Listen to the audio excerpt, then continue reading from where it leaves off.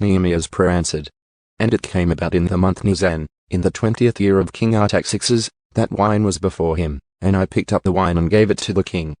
Now I had not been sad in his presence. So the king said to me, "Why is your face sad, though you are not ill?" "This is nothing but sadness of heart." Then I was very much afraid. And I said to the king, "May the king live forever.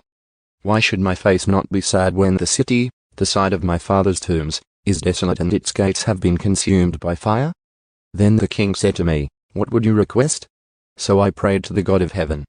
Then I said to the king, "If it pleases the king, and if your servant has found favor before you, I request that you send me to Judah, to the city of my father's tombs, that I may rebuild it." Then the king said to me, with the queen sitting beside him, "How long will your journey be, and when will you return?" So it pleased the king to send me, and I gave him a definite time. And I said to the king, "If it pleases the king, let letters be given me for the governors of the provinces beyond the river, so that they will allow me to pass through until I come to Judah. And a letter to Asaph the keeper of the king's forest, so that he will give me timber to make beams for the gates of the citadel which is by the temple, for the wall of the city, and for the house to which I will go."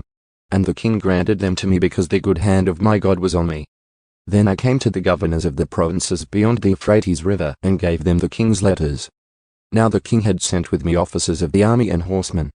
And when Sanballat the Horonite and Tobiah the Ammonite official heard about it, it was very displeasing to them that someone had come to seek the welfare of the sons of Israel.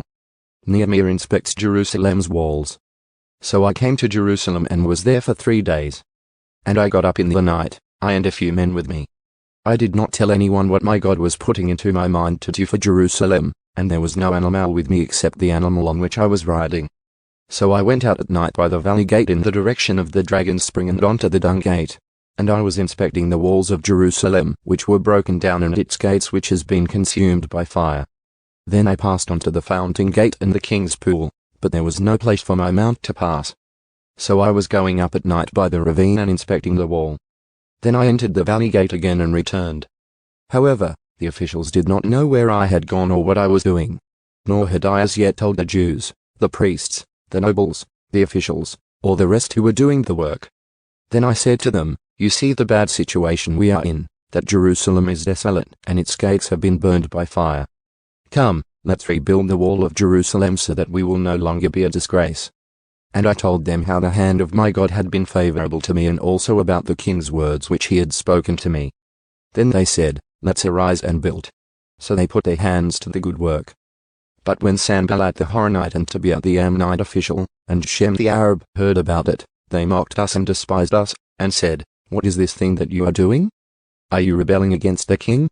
So I answered them and said to them, "The God of heaven will make us successful.